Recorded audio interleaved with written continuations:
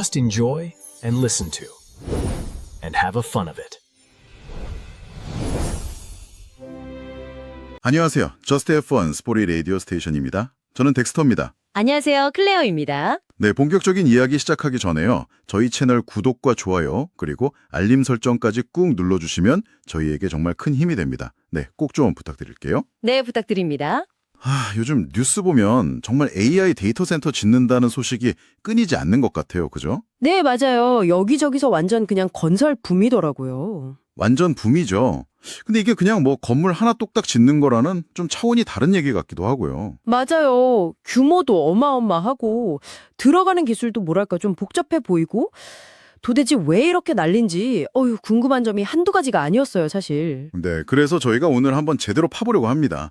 AI 데이터 센터, 이게 도대체 뭐고 왜 이렇게 뜨거운 감자가 됐는지, 그리고 앞으로 우리가 뭘 좀 알아야 하는지 오늘 저희 스토리 라디오 스테이션과 함께 속 시원하게 알아보시죠. 좋습니다. 자, 그럼 먼저 지금 전 세계적으로 이게 어떤 상황인지부터 좀 살펴볼까요?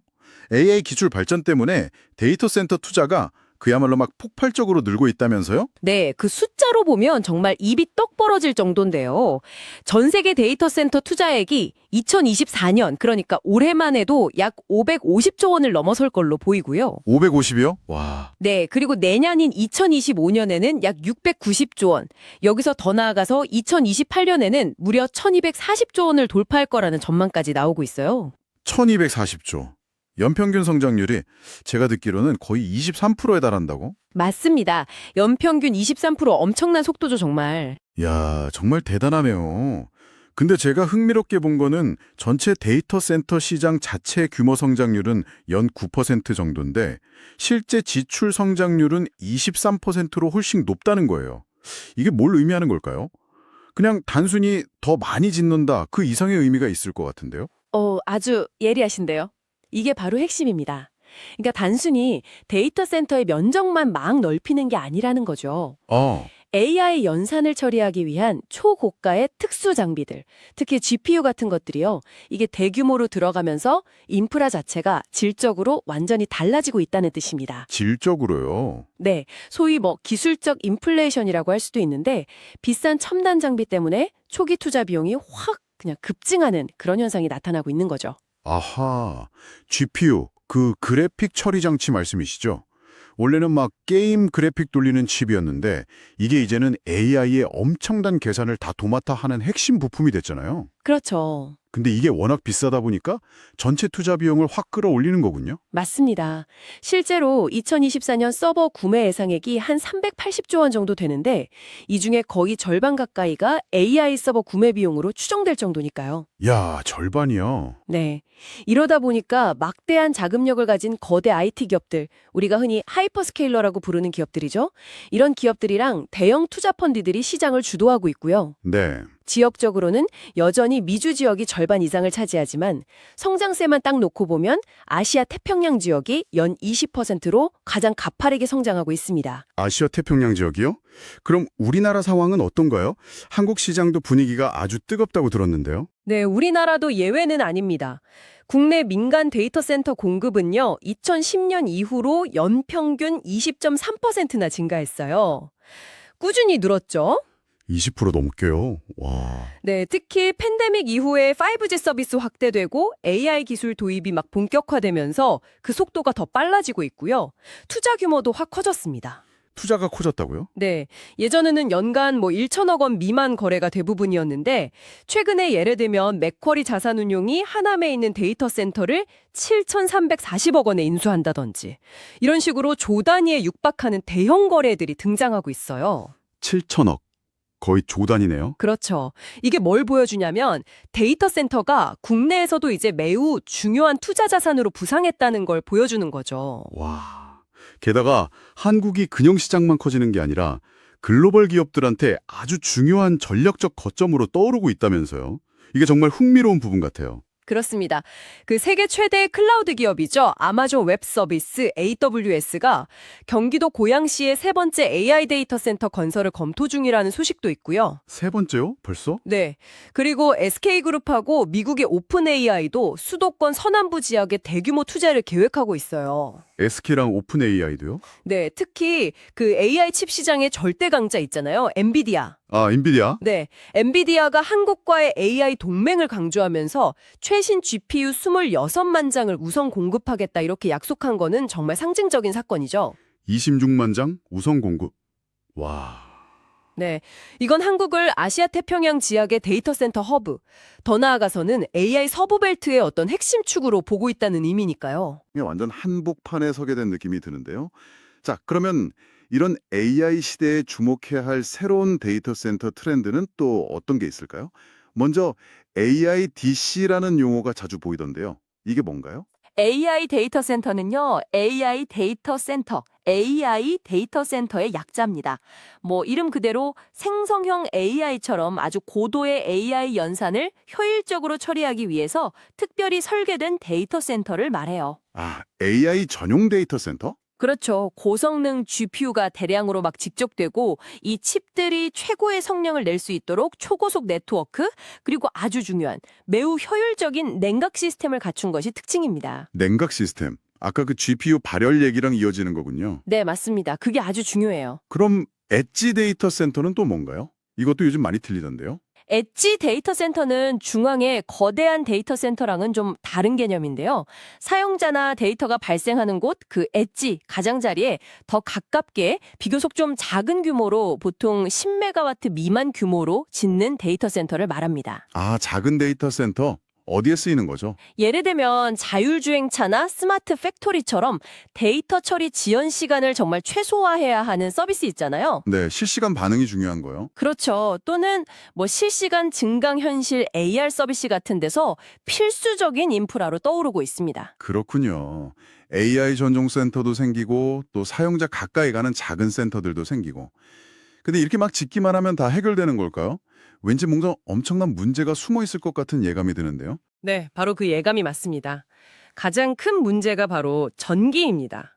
파워 보틀넥, 그러니까 전력 병목 현상이 아주 심각한 문제로 대두되고 있어요. 전력 병목 현상. 네, 특히 우리나라 수도권 상황은 정말 심각한 수준입니다. 예를 들어서 경상북도의 전력 자립도, 그러니까 자체 생산 전력량을 소비 전력량으로 나눈 값이 200%가 넘거든요. 강원도도 비슷하고요. 200% 넘게요. 남는 거네요. 그렇죠. 그런데 반해서 서울은 고작 10%대, 경기도도 60%대에 불과해요. 서울이 10%요? 와, 그럼 수도권에 있는 데이터 센터들은 필요한 전기의 대부분을 다 다른 지역에서 끌어와야 한다는 거잖아요. 이게 지속 가능할까요? 바로 그 점이 문제입니다. 지금도 이런데 앞으로 AI 데이터 센터가 더 많이 지어지면 전력망에 가해지는 부담은 정말 상상을 초월할 겁니다. 이 심각한 전력 불균형하고 병목 현상을 어떻게 해결하느냐가 한국 AI 산업의 미래를 좌우할 Good evening, and welcome to the Story Radio Station, where we explore tales from around the world. 네, 스토리 라디오 스테이션 2부 시작합니다. 1부에서는 전 세계적인 AI 데이터 센터 건설 열풍과 그 중심에 서 있는 한국의 상황, 그리고 가장 큰 걸림돌로 떠오른 전력 부족 문제까지 짚어봤습니다. 네, 2부에서는 이 AI 데이터 센터의 속을 좀 더 깊숙이 들여다보려고 합니다. 기술적으로는 어떤 변화가 일어나고 있는지, 또 이 심각한 전력 문제를 해결하기 위한 노력은 어떻게 진행되고 있는지, 그리고 이 시장을 선점하기 위한 기업들의 치열한 전략 경쟁까지 더 흥미진진한 이야기가 기다리고 있습니다. 기대되네요. 좋습니다. 기술적인 측면부터 한번 파고 들어가 보죠. AI 모델을 학습시키고 운영하려면요, 정말 어마어마한 계산 능력이 필요합니다. 이걸 고성능 컴퓨팅, HPC라고 하는데요. HPC요? 네. 결국 GPU 같은 AI 반도체의 성능을 정말 극한까지 끌어올려야 해요. 거의 뭐랄까, 반도체 실리콘이라는 물질에 물리적 한계에 도전하는 수준이죠. 그렇게 성능을 막 쥐어짜내다 보니까 자연스럽게 전기는 엄청나게 먹고 열은 또 어마어마하게 뿜어내는 거겠죠. 정확합니다. 특히 렉당 전력 밀도가 폭발적으로 증가했어요. 렉은 서버 여러 대를 꽂아두는 선반 같은 건데요. 네, 알아요. 전통적인 데이터 센터는 렉 하나당 평균 한 8kW에서 10kW 정도의 전력을 소비했어요. 그런데 AI 데이터 센터는 렉당 50kW 이상을 요구합니다. 50kW요. 기존의 88kW에 비하면 네, 예를 들어 엔비디아의 최신 GPU인 H100 이거 4개만 꽂아도 렉 하나가 44kW의 전력을 소모해요. 와, 렉 하나가 쓰는 전기가 예전보다 그냥 5배 이상 늘어난다는 거네요. 이렇게 뜨거워지면 당연히 식히는 게 보통 일이 아닐 텐데요. 에어컨 엄청 틀어야 하는 거 아닌가요? 네, 그래서 열 관리가 AIDC의 핵심 과제가 됩니다. GPU는 열을 받으면 성능이 저하될 뿐만 아니라 수명도 급격히 줄어들어요. 수명이요? 얼마나 줄어요? 심하면 비싼 GPU를 한 2, 3년밖에 못 쓸 수도 있습니다. 2, 3년이요? 그거 하나에 몇 천만 원 억대 아닌가요? 그렇죠. 개당 수천만 원에서 억대에 달하는 장비인데 이건 정말 엄청난 경제적 손실이죠. 그래서 기존의 데이터 센터처럼 에어컨 바람으로 식히는 공기 냉각 방식으로는 이 엄청난 열을 감당하기가 점점 어려워지고 있는 겁니다. 아, 그래서 등장한 해결책이 바로 액체 냉각, 리퀴드 쿨링 기술이라는 거죠? 이름만 들어도 뭔가 시원해지는 느낌인데요. 네, 맞습니다. 뜨거운 GPU 칩 위에 콜드 플레이트라는 차가운 금속판을 직접 부착하고요. 그 안으로 냉각수를 순환시켜서 열을 직접 식히는 방식이에요. 칩에 직접요? 네, 이걸 D2C, 즉 직접 칩 냉각 방식이라고 부릅니다. 최근에 KT 클라우드가 문을 연 가산 AI 데이터 센터가 바로 이 액체 냉각 기술을 상용화해서 큰 주목을 받았죠. 아, KT 클라우드요? 근데 단순히 열만 잘 식히는 게 아니라 이게 경제적으로도 굉장히 중요하다고 들었어요. 어떤 점에서 그런가요? 액체 냉각은 공기 냉각보다 훨씬 효율적으로 열을 제거하기 때문에 같은 공간의 서버를 더 촘촘하게, 그러니까 고밀도로 배치할 수 있게 해줍니다. 아, 더 많이 넣을 수 있다? 그렇죠. 이렇게 되면 제한된 공간에서 더 많은 컴퓨팅 파워를 얻을 수 있고 데이터 센터 전체의 에너지 효율성도 높일 수 있는 거죠. 아, 그 에너지 효율 지표로 PUE라는 걸 쓴다고 들었습니다. 이게 낮을수록 좋다고 하던데 좀 쉽게 설명해 주실 수 있나요? 네, PUE는요. 데이터 센터가 사용하는 총 전력량을 그 안에 있는 IT 장비, 그러니까 서버나 스토리지 같은 것들이 실제로 사용하는 전력량으로 나눈 값입니다. 자동차 연비랑 좀 비슷하다고 생각하시면 쉬워요. 아, 연비요? 네, 연비가 좋을수록 기름을 덜 먹는 것처럼 PUE가 1에 가까울수록 전력 낭비가 적다는 뜻이죠. 예를 들어 PUE가 1.5다. 이러면 IT 장비 1kW를 돌리는데 냉각이나 다른 부대 시설에 0.5kW가 추가로 더 든다는 의미입니다. 그렇군요. 전통적인 데이터 센터는 PUE가 1.5 이상인 경우도 흔했지만 AIDC는 1.2 이하를 목표로 합니다. 훨씬 에너지 효율적인 거죠. 아, 여기서 아까 말씀하신 비용의 역설이 나오는 거군요. AIDC 건설 비용이 전통 데이터 센터보다 한 30% 이상 비싼 이유가 바로 이런 고성능 냉각 설비나 전력 설비 투자 때문인데 그렇죠. 장기적으로는 전기요금 아끼고 또 비싼 GPU 수명도 늘려서 오히려 이득이다. 이런 계산인 거네요. 정확히 그렇습니다. 초기 투자는 크지만 장기적인 운영 비용과 효율성을 고려한 전략적인 선택인 거죠. 그리고 이 PUE 개념 자체도요. 단순히 전기 효율만 보는 것을 넘어서서 얼마나 좁은 공간에 많은 컴퓨팅 성능을 집어넣으면서 효율적으로 운영하느냐, 즉 컴퓨팅 밀도당 효율이라는 개념으로 진화하고 있어요. 컴퓨팅 밀도당 효율. 네, 유럽연합 EU처럼 데이터 센터의 에너지 효율 지표 공개를 의무화하는 등 ESG, 그러니까 환경사회 지배구조 규제와도 직접적으로 연결되고 있고요. 그런데 여기서 또 다른 환경 문제가 숨어 있다면서요. 액체 냉각이 마냥 친환경적인 것만은 아니라는 지적이 있던데요. 이게 무슨 말인가요? 네, 바로 숨겨진 물 발자국 문제입니다. 숨겨진 물 발자국? 네, 액체 냉각 시스템 자체는 이렇게 폐쇄된 루프로 돌기 때문에 냉각수를 직접 많이 소비하지는 않아요. 그런데 이 시스템을 가동하기 위해서 펌프 같은 것들이 추가 전력을 소모하는데요. 이게 공냉식보다 10%에서 최대 40%까지 전기를 더 쓸 수 있다는 분석이 있어요. 전기를 더 쓴다고요? 네, 만약에 이 추가 전력을 생산하는 발전소가 물을 많이 사용하는 화력발전소나 원자력 발전소라면 어떨까요? 아, 발전 과정에서 물을 쓰니까. 그렇죠. 결국 데이터 센터 자체는 물을 덜 쓰는 것처럼 보여도 전체 전력 공급망을 놓고 보면 물 사용량이 오히려 늘어날 수 있다는 거죠. 그래서 PUE만 볼 게 아니라 전력원의 종류까지 고려한 전면적 환경 영향 평가가 필요하다. 이런 목소리가 나오는 이유입니다. 이야, 정말 복잡하게 얽혀 있네요. 기술 발전의 이면에 이런 환경적, 사회적 문제들이 도사리고 있다는 거군요. 특히 아까부터 계속 얘기 나오는 전력 위기, 이건 정말 심각해 보이는데요. 네, 이게 전 세계적인 문제입니다. 국제에너지기구 IEA 전망에 따르면요. 2030년이 되면 전 세계 데이터 센터의 전력 소비량이 현재의 2배 이상인 약 945테라와트에 달할 것으로 보고 있어요. 945테라와트.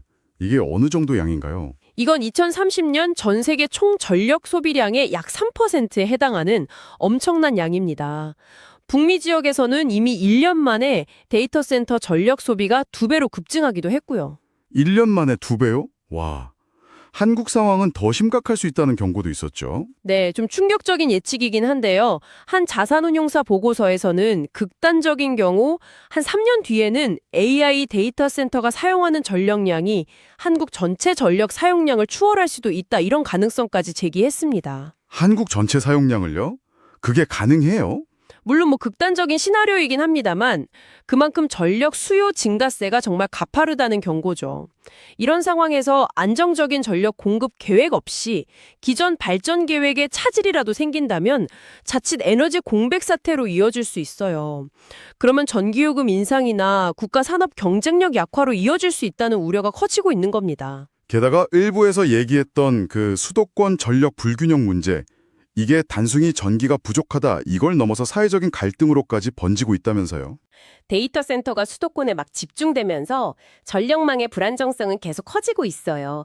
과거의 국가기관 전산망 마비 사태 같은 사고도 이런 취약성과 전혀 무관하지 않다고 보고요. 네.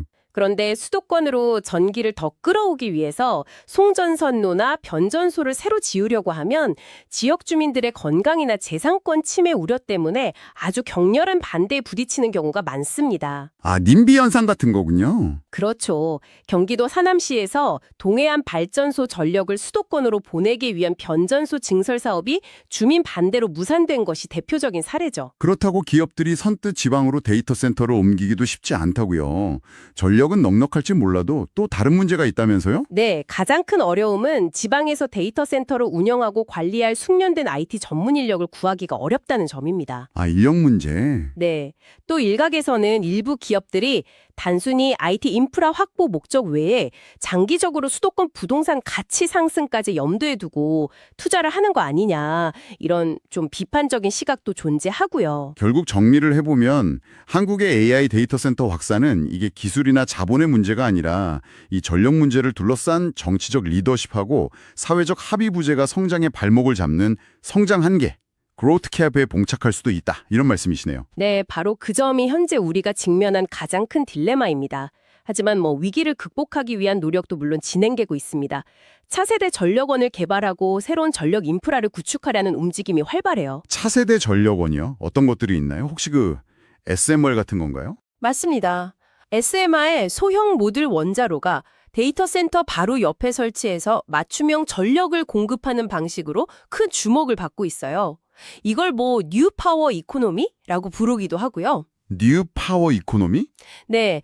다만 아직 기술 개발하고 안전성 검증, 그리고 사회적 수용성 확보 등 상용화까지는 시간이 꽤 필요하다는 좀 현실적인 한계가 있죠. 그럼 좀 더 현실적인 대안은 없을까요?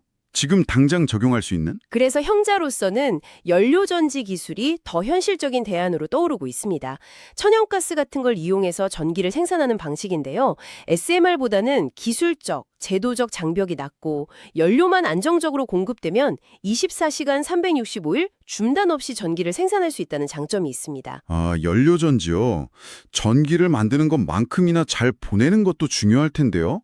아까 수도권으로 전기 끌어오는 게 그렇게 어렵다고 하셨잖아요. 그렇죠. 그래서 정부와 전력당국이 추진하는 것이 바로 에너지 고속도로 구축입니다. 에너지 고속도로요? 네, 이건 초고압 직류송전, HVDC라는 최신 기술을 활용하는 건데요.